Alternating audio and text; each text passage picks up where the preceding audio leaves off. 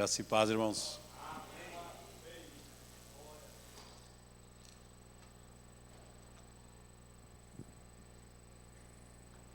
É um prazer estar com vocês novamente e queremos aproveitar o tempo para aprofundarmos um pouco mais um tema que faz 2 meses atrás eu estive compartilhando e vou ir um pouquinho mais a fundo nesse tema. Acerca do sacerdócio, né? Nós como reis e sacerdotes, e creio que era um domingo de manhã, havia compartilhado aqui sobre as 3 funções de um sacerdote. E aí nós vamos no Apocalipse capítulo 1, onde nós vamos dar início. Rapidamente vou recapitular para aqueles que estiveram, ou se lembram alguma coisa sobre isso. É difícil, né? Se lembrar. Aí o Francisco tem anotado para não esquecer. Quão relevante pode ser o fato de saber que eu sou um sacerdote, qual é a minha função como sacerdote na nova aliança, no Novo Testamento, né? No Novo Pacto, como sacerdotes, reis e sacerdotes, que nós fomos feitos para Deus, o nosso Pai, né? E quais seriam as funções que deveríamos cumprir, tendo esse privilégio, porque é um privilégio, né? No Antigo Testamento a gente vê isso, os sacerdotes eram considerados por Davi, onde Davi diz que privilégio os sacerdotes têm, estão todo o tempo diante de ti, sempre ministrando, sendo saciado pela tua graça, pelo teu poder, saciado pela tua bondade, pela tua benignidade. Quão privilegiados, ainda que Davi realmente tinha uma atitude de sacerdote, né? Porque era um adorador, era um homem que realmente havia aprendido a se relacionar com Deus, que amava profundamente a Deus e que compreendia a grandeza desse Deus. Então, sendo assim, é importante que nós realmente possamos também nós compreendermos a importância e o privilégio que cada um temos de poder ser constituído, não por homens, né? Nós sabemos que, obviamente, não há uma constituição feita por homens, mas pelo próprio Deus, espiritualmente falando, né? Nós somos reis, versículo 5 e 6, da parte de Jesus Cristo, que é a fiel testemunha, o primogênito dos mortos, o príncipe dos reis da terra, aquele que nos ama e em seu sangue nos lavou dos nossos pecados e nos fez reis e sacerdotes para Deus e seu Pai. A Ele glória e poder para todos sempre. Amém. Então Ele nos fez, nos constituiu, né? Reis e sacerdotes. Então às vezes nós pensamos, quais podem ser as funções de um sacerdote? Então nós vamos brevemente recapitular. São 3, basicamente, tá? Obviamente deve haver muito mais, mas essas 3 pelo menos para dar para começar, né? Aí nós vamos lá em 1 Pedro, capítulo 2, vamos ver a primeira função do sacerdote é adoração, adorar. 1 Pedro, capítulo 2, e não dar as referências, tá? Capítulo 2 da primeira carta de Pedro, versículo 4. E chegando-vos para ele a pedra viva, reprovada na verdade pelos homens, mas para com Deus eleita e preciosa. Vós também, como pedras vivas, sois edificados, casa espiritual e sacerdócio santo. Para quê? Para ofereceres sacrifícios espirituais agradáveis a Deus por Jesus Cristo. Então, nossa primeira função é oferecer sacrifícios espirituais agradáveis a Deus. Adoração, louvor, exaltação, engrandecer, glorificar, bendizer, honrar, exaltar. Também nós temos no capítulo 13 e 15 de Hebreus: portanto, ofereçamos sempre por ele a Deus sacrifícios espirituais, ofereçamos sempre por ele a Deus, né? Então, ofereçamos sacrifício espirituais agradáveis, que é dizer, fruto dos lábios que confessam o seu nome, a sua pessoa. 13, versículo 15 de Hebreus. Portanto, ofereçamos quando? Sempre. Sempre. Por ele a Deus, sacrifício de louvor.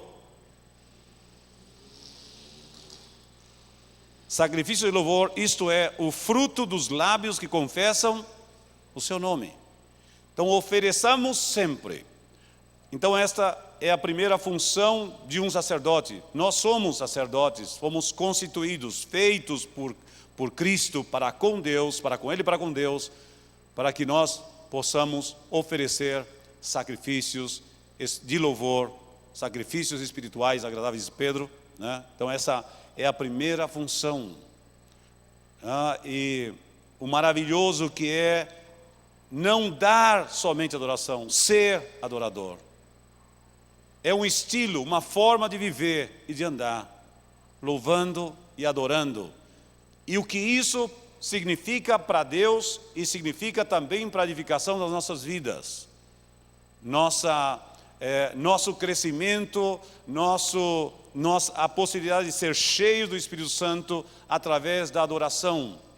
A adoração tem esse efeito poderoso em nossas vidas, né? E muitas vezes a gente percebe que em reuniões onde começamos a fluir, a exaltar, a louvar, a adorar a Deus, nós começamos a experimentar essa glória, esse poder de Deus fluindo, né? Os dons espirituais, porque os dons espirituais normalmente se manifestam, como a esfera, a dimensão que normalmente é onde os dons espirituais se manifestam, é estar cheios do Espírito Santo, ser cheios do Espírito Santo. Ao sermos cheios, é muito mais fácil fluir nos dons, é quase que constante isso, somos cheios e começa a fluir, vem a palavra profética, vem a interpretação, vem as línguas, vem a revelação, vem a renovação, através da adoração, tá? 5 de Efésios, versículo 18, não vos embriagueis com vinho no qual há dissolução, antes sede cheios do Espírito Santo, falando entre vós com salmos, hinos e com cânticos espirituais, cantando e salmodiando ao Senhor com graça em vossos corações. 18, 19 de Efésios, 5. O que significa isso?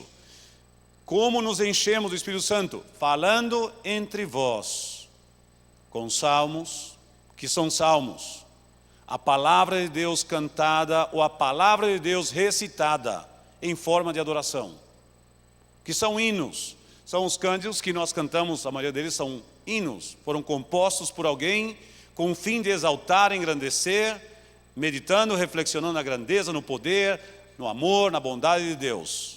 E cânticos espirituais, que são os cânticos em línguas, que quase nunca é praticado pela igreja, né? Quase nenhuma igreja, na verdade, pratica os cânticos espirituais, são cânticos em línguas, né?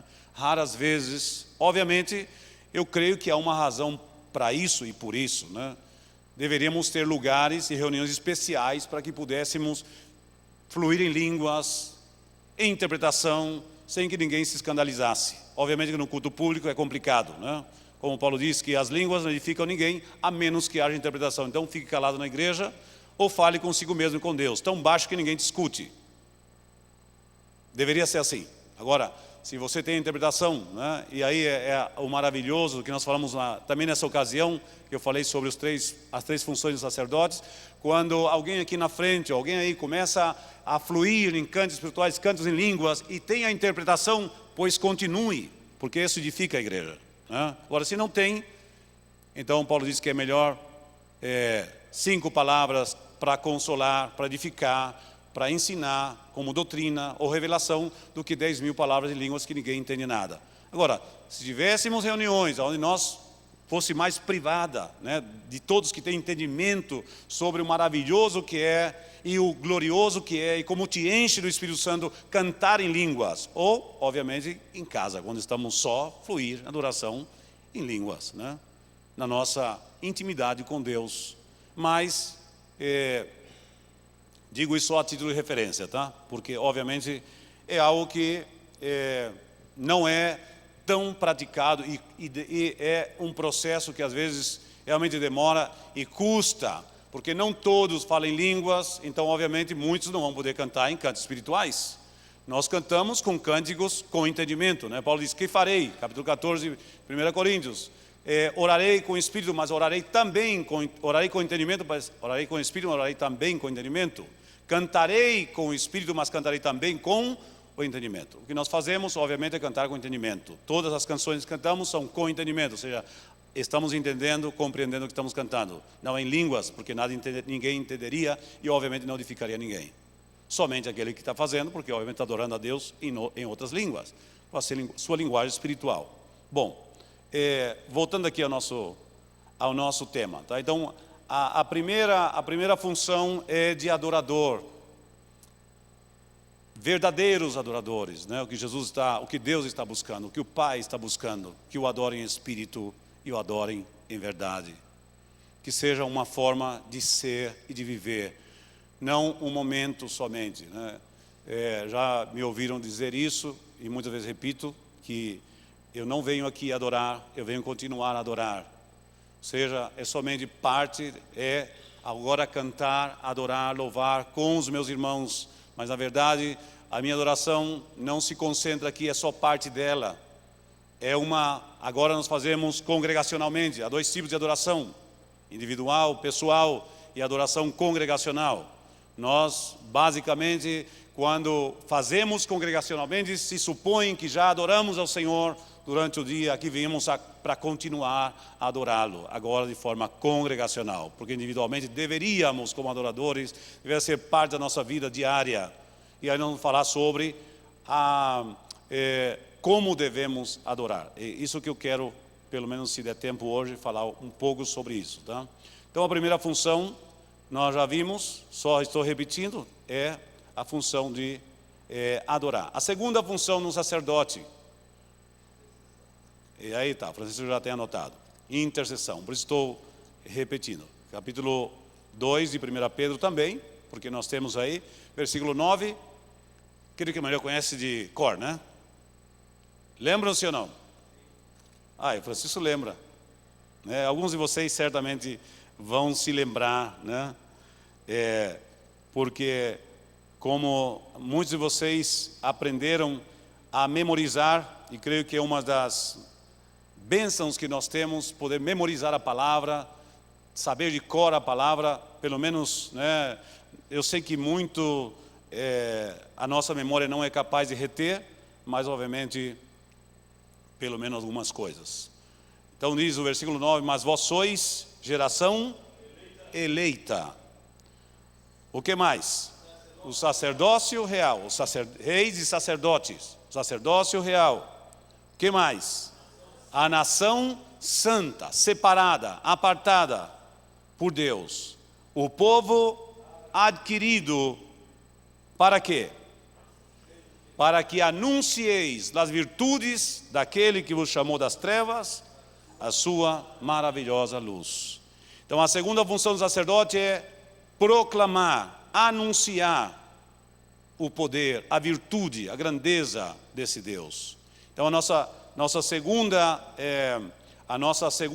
a segunda função como sacerdotes, é intercessão, né, eu passei para a terceira. Na ordem era, né? Mas vamos invertir aqui, mas a ordem dos fatores altera o produto, porque na verdade, né, eu pus a intercessão na ocasião. Por quê? Porque obviamente se você adora, a segunda coisa que você vai fazer é interceder, né? Obviamente em consequência você tem o teu tempo de adoração e logo você vai interceder. Então podemos colocar a intercessão também como um segundo, né, como ele pôs, porque na vez que eu falei sobre isso, eu pus a intercessão em segundo, como segundo, a segunda função do sacerdote. Então vamos na ordem, então. Vamos na ordem que o Francisco tem, já que ele tem anotado aí, tá? Vamos lá em Lucas capítulo 11. Lucas capítulo 11, versículo 1. Aconteceu que, estando ele a orar, Jesus, num certo lugar, e pelo que nós vemos, Jesus orava pelo menos 3, 4, 5 horas cada dia. Ele se separava para os lugares desertos, porque não podia estar em público, nem em casa, porque o pessoal vinha na casa, entrava pelo teto, por onde fosse, para que fosse curado por ele. Então normalmente ele ia para os lugares desertos para orar muito cedo, antes que o sol, né, pudesse aparecer, ele saía para poder orar. E estava Jesus nesse tempo de comunhão, de intimidade com o Pai, e os discípulos então chegam ali e o encontram orando, esperam que ele termine a oração e logo fazem um pedido muito especial. Lhe pede que ensine-os a orar, assim como João havia ensinado os seus discípulos. Se vê que tanto João como o profeta, como os seus discípulos, eram homens de oração. Então, Jesus ensinava, como nós sabemos, com o exemplo e com a palavra. Não só com a palavra, mas também com o exemplo. Então Jesus usa também o seu exemplo, já que eles viam, né, a intimidade, a comunhão que o Senhor tinha com o Pai. E eles então pediram a Jesus que os ensinasse a orar. E é muito interessante que Jesus então lhes dá uma diretriz de oração. O Pai Nosso é uma diretriz de oração. E nós já aqui expusemos em uma ocasião isso, de que é muito fácil orar e nunca se perder na oração quando você tem em mente a diretriz do Pai Nosso, né? Pai Nosso que está no céu, santificado seja o teu nome. O que é isso? Adoração, louvor, exaltação. É por aí que eu começo a orar sempre, adorando. Depois de adorar, venha o teu reino e faça-se a tua vontade na terra como no céu. Intercessão. Nós queremos que Deus cumpra na terra, nos homens, né? Aí nós vamos para o capítulo 2 de 1 Timóteo, que façam orações, petições, deprecações ou rogos, né? Rogar, e ações de graças por todos os homens. Antes de tudo, ou seja, como uma das missões dadas ao povo de Deus, e no papel de sacerdotes, de interceder, de clamar a Deus. E aí nós demos várias referências na ocasião, não vou repetir isso porque não temos tempo e eu quero me concentrar em outro ponto, tá? Então, interceder, venha. Então Jesus diz, depois o pão nosso de cada dia dá-nos hoje, quer dizer, petição específica pelas minhas necessidades espirituais, familiares, seja qual for as necessidades que eu tenha, devo interceder de forma organizada. Eu sempre digo, quanto mais específica é a oração ou a petição, quanto maior fé, mais específica ela será. Quanto mais genérica ou generalizada, porque você não tem como constatar uma resposta de oração genérica ou geral, onde você jamais pode saber o resultado, já uma oração específica você pode comprovar. É isso, né? Ana pediu um filho. Quando recebeu o filho, foi por isso que eu estive orando e pedindo ao Senhor.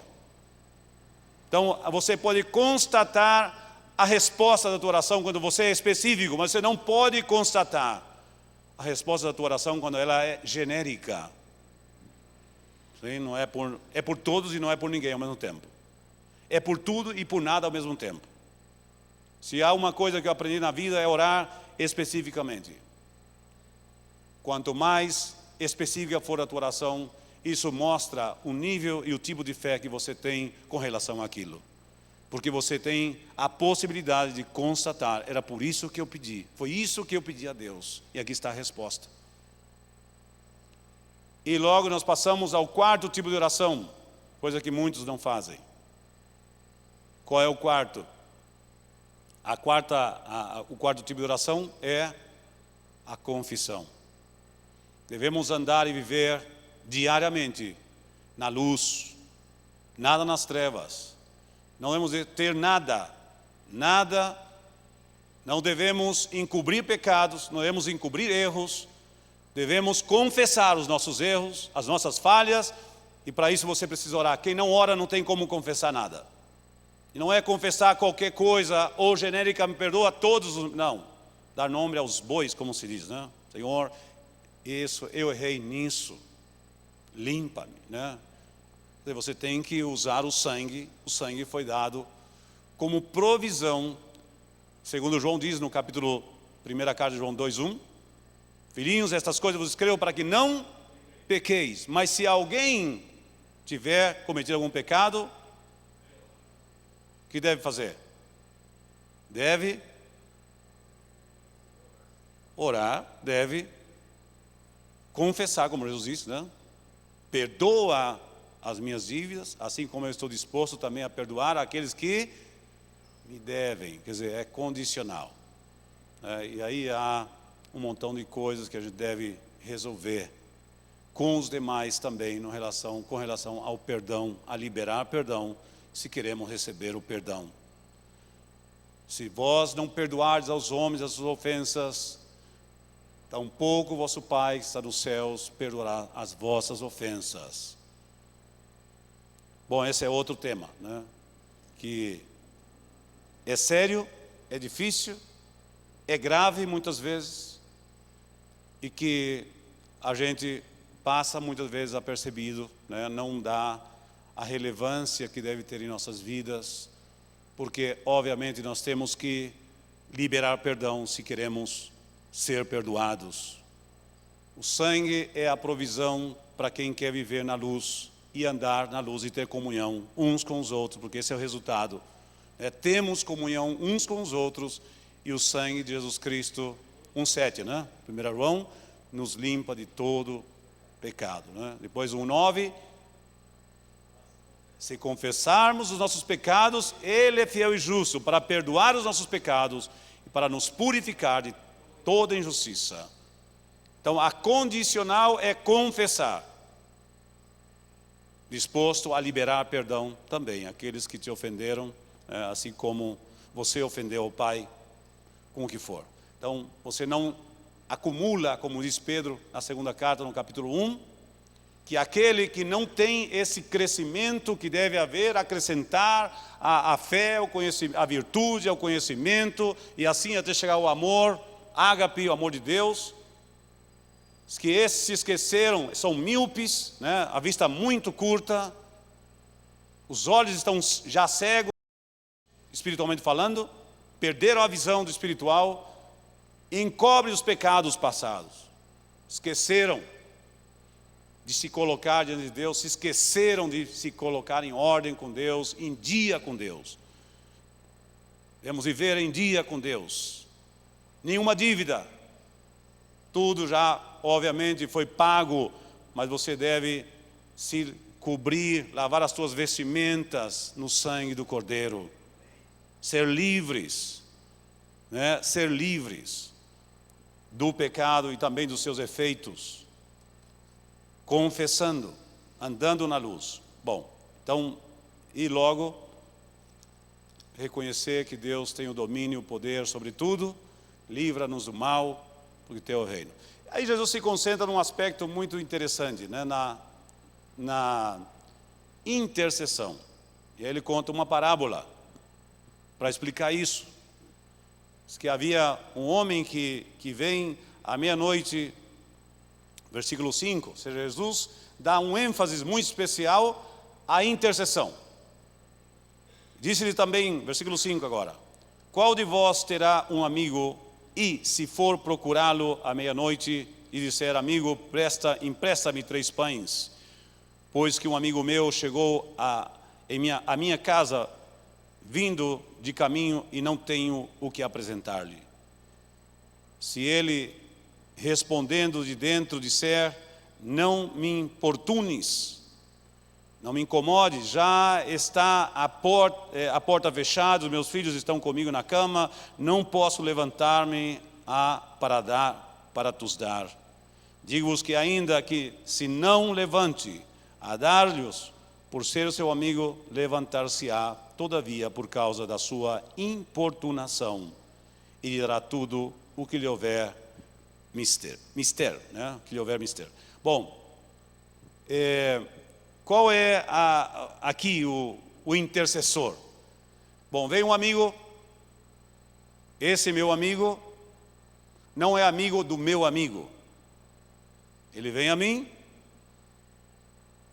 e me pede 3 pães, está com fome, e eu não tenho nada para dar.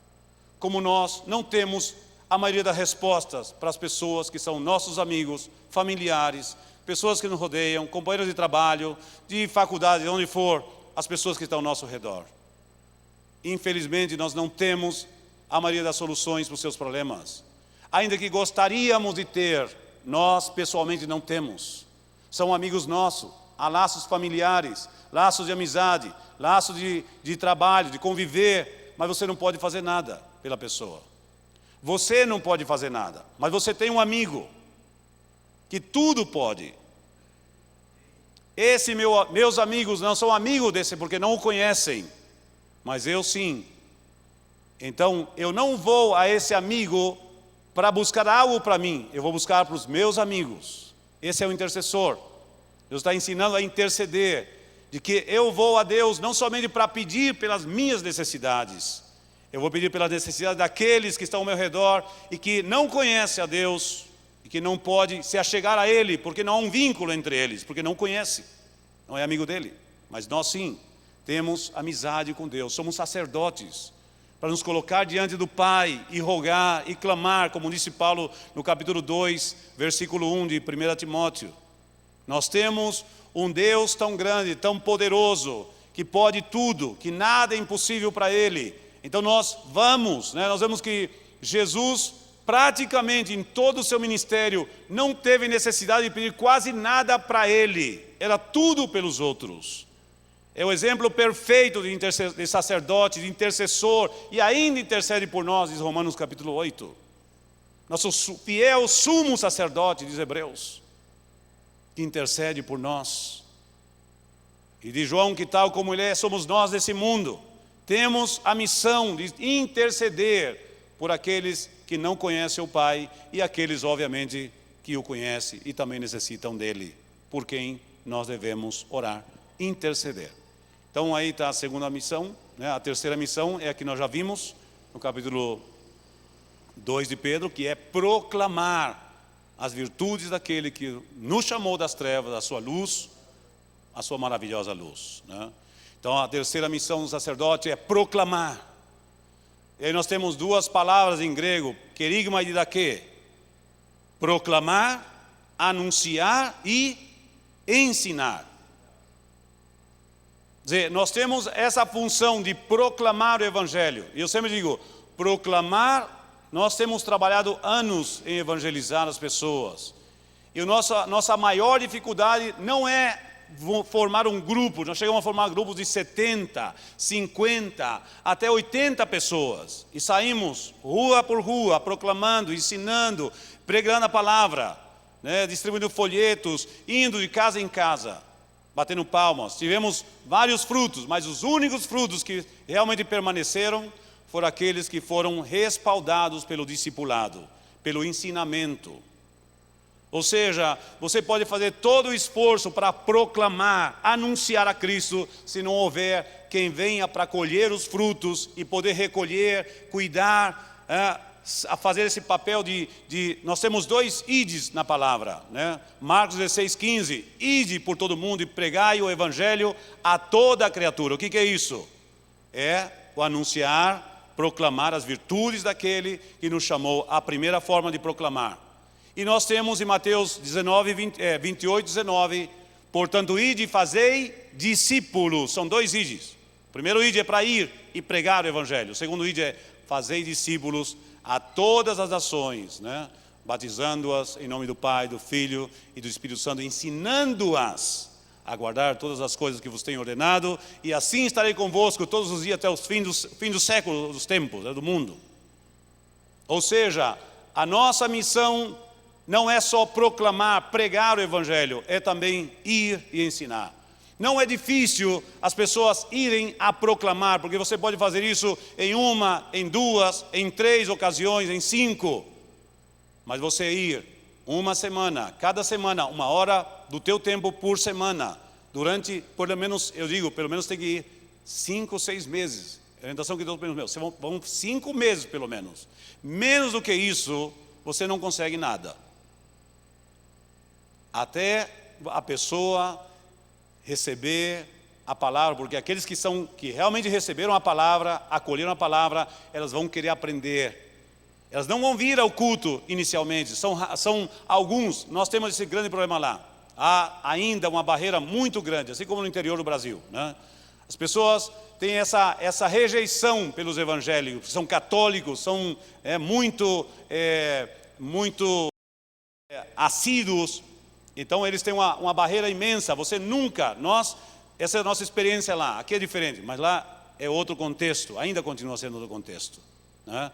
Aonde você tem que trabalhar na casa. Ela não tem problema na tua casa, que você vá na casa dela, mas trazê-la ao templo vai levar um tempo, né? Você tem que trabalhar. Então, o primeiro ide é proclamar, anunciar, pregar a palavra, o evangelho do reino de Deus.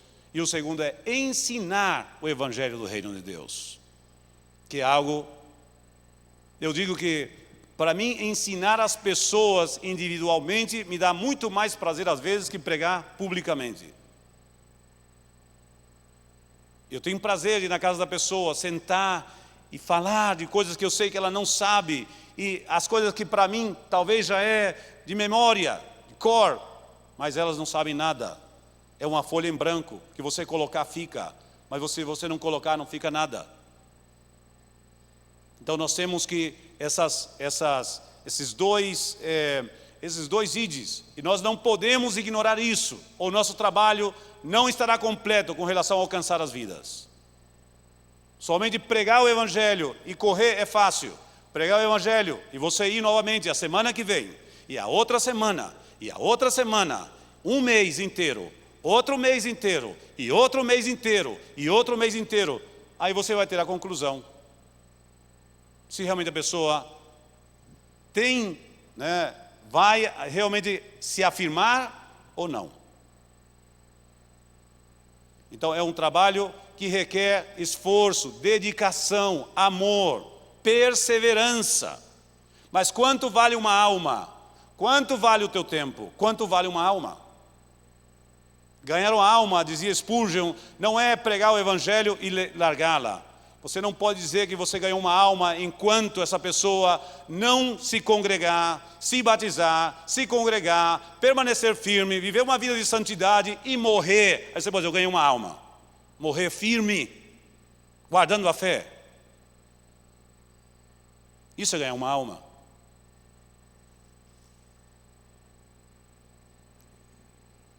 Então não é fácil ganhar alma. O provérbio diz que o que ganha alma é sábio. Requer sabedoria, requer esforço, requer compartilhar do teu dinheiro, do teu pão, do teu amor. Paulo diz aos Coríntios, quando eu fui a vós, não fui buscar o que é vosso, fui buscar a vós, né? Fui buscar-vos, não fui buscar o que é vosso. E eu me apresentei como escravo de Cristo para servir a vocês.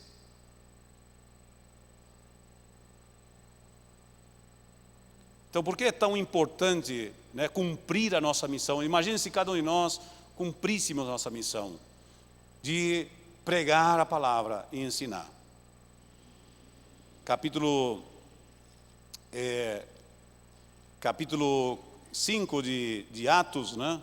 Nós vemos Eu sei que todos nós admiramos profundamente o crescimento da igreja. Obviamente havia milagres, e você vai ver milagres, né? Alguns já me disseram, não há milagres nessa igreja. Mas eles não sabem, né? Eu digo, você quer ver os dons em plena operação? Vá aos endemoniados que estão lá nos becos, nos vales, na favela, né? Na boca do fumo, lá onde eles estão perdidos. Vai lá, você vai ver. Pessoas sendo libertas pelo poder de Deus. Vai ver milagres, vai ver cura. Você tem que ir. Não tem como. Eles não vêm, é difícil trazer as pessoas. Nós temos que ir a elas, né? Nós temos que ir, e essa é a missão do sacerdote, a segunda missão, a terceira missão do sacerdote, a segunda é interceder. Atos capítulo... Eu não ia me deter muito tempo nisso, porque na verdade não temos, né, o tempo suficiente, mas eu vou dividir em duas partes, tá? Creio que a outra quarta eu posso continuar, Disseu?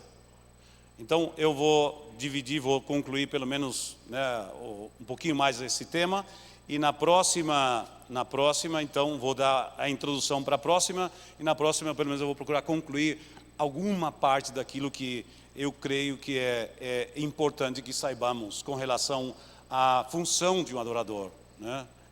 Função de um sacerdote, que é a primeira função, adorador, né? Capítulo 5 de Atos,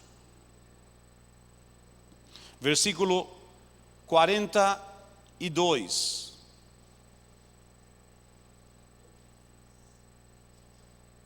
Não tem como uma igreja assim não crescer, é impossível. É impossível que uma igreja assim não cresça, né? E todos os dias, no templo e nas casas. Hoje nós temos uma igreja dividida, uma é só templo, outra é só casa, né? Era combinado e deve ser combinado no templo e nas casas, não cessavam. Não se interrompia esse trabalho. A igreja era a missão, eles viam isso como uma missão, como um propósito a ser cumprido em tempos difíceis, em tempos terrivelmente difíceis, onde a perseguição era proibido pregar o evangelho, era proibido.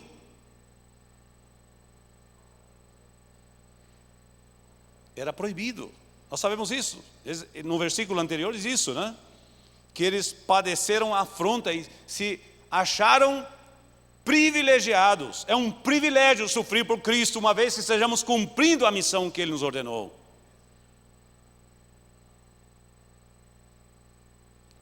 Hoje nós temos medo de ladrão, temos medo da chuva, temos medo de tudo, né? Medo da Covid, e obviamente nós temos que ser moderados, né, nisso, no sentido de não menosprezar, nem também supervalorizar, né? Você não pode menosprezar isso, porque aqui eu sei que há irmãos que passaram pelo vale da sombra da morte por causa da Covid. Você não pode ignorar. Uma irmã nossa, o Disseu conhece, o Rui também, a irmã Ramona, né, que foi uma das que nos apoiou, nos ajudou a comprar o local que nós temos hoje. Ela menosprezou a Covid até o ponto de, vejam bem, havia uma pessoa que eu não sei se era familiar dela ou era uma irmã da igreja dela. Ela não estava mais conosco faz vários anos. E ela então falou para ela que ela estava com Covid. E ela falou, eu vou orar. A irmã essa Ramona tinha todos os problemas, as complicações que você pode imaginar. Problema no coração, problema no pulmão, problema de diabetes altíssima, obesidade. Pegou o carro dela e foi orar pela irmã que estava com Covid. Voltou, 2 dias depois foi internada, 3 dias depois morreu. Assim ela morreu, 3 dias. Então a gente não pode menosprezar, mas também não podemos viver aterrorizado por isso. Devemos ser precavidos, cuidadosos, como corresponde, né? Devemos dar a importância, a relevância que realmente tem, o perigo que existe, que é real. Ninguém pode menosprezar isso, porque vai pagar o preço de uma ou outra forma. Mas também ele não pode ficar amedrontado até o ponto de ficar paralisado, né? Então, É muito fácil, nós já temos os protocolos e procedimento, como deve ser, como deve fazer, façamos. Né? Tomemos as medidas que devemos tomar e façamos o que devemos fazer. Diz que estão anunciando novas medidas outra vez, né, de restrições. Vamos fazer o quê? Né? Vamos fazer o quê? Agora, muitas vezes nós damos tanta importância, né, estamos rodeados de medo. Eu acho, como é que pode a gente ter medo, por exemplo, né, de sair, fazer visita? E quando é para trabalhar, não existe medo para ganhar dinheiro. Vai aonde for, não tem medo para ganhar dinheiro, não tem hora para ganhar dinheiro. Não tem problema para ganhar dinheiro. Então, como nós, muitas vezes, né, como fazer uma pergunta, uma pessoa que realmente eu comecei a meditar muito nisso, quanto vale o teu dinheiro? O que significa isso? Qual é o preço que você está pagando pelo dinheiro que você ganha? Às vezes sacrificando a tua família, sacrificando o ministério, sacrificando obra, sacrificando um montão de coisas, por causa do dinheiro que você ganha. Então, obviamente, todos precisamos do dinheiro, e como diz Salomão em Eclesiastes, o dinheiro responde por tudo, no que diz respeito à parte material. Todos precisam do dinheiro, mas há formas e formas, né, inclusive até ser escravo dele. Então, voltando aqui, né? E todos os dias, versículo 42, no templo e nas casas, não cessavam de querigma e de daquê, né? Anunciar, proclamar, ensinar e anunciar. Eles ensinavam e anunciavam. Os dois são inseparáveis, você não pode anunciar sem ensinar. Tudo termina quando você prega e vai embora, se você não dá continuidade. Você já pensou se os agricultores trabalhassem dessa forma? Joga a semente na terra e abandona. A ver o que dá, por aí nasce alguma coisa. Obviamente, assim, aleatoriamente, pode ser que haja algum fruto. Mas é muito mais racional, inteligente, que eles semeiam e cuidam todo o processo da semente até que o fruto aparece. Nunca abandona, até o momento da colheita. É o mesmo processo. É o mesmo princípio. Então, a primeira missão de um sacerdote, a primeira função do sacerdote é adorar, a segunda é interceder, a terceira é anunciar, proclamar as virtudes daquele que nos chamou das trevas à sua maravilhosa luz. Amém?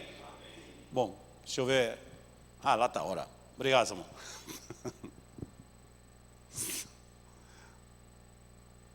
É nossa hora já, eu passei, né? Muito bem, irmãos. Não, já suficiente por hoje, né? Para a próxima, tá? Já fica aqui adiantado brevemente. Como adoradores, como devemos adorar? Com intensidade, com frequência e com organização e inteligência. É assim como nós conseguimos adorar. Tá? Então, na próxima, se Deus quiser, nós continuaremos.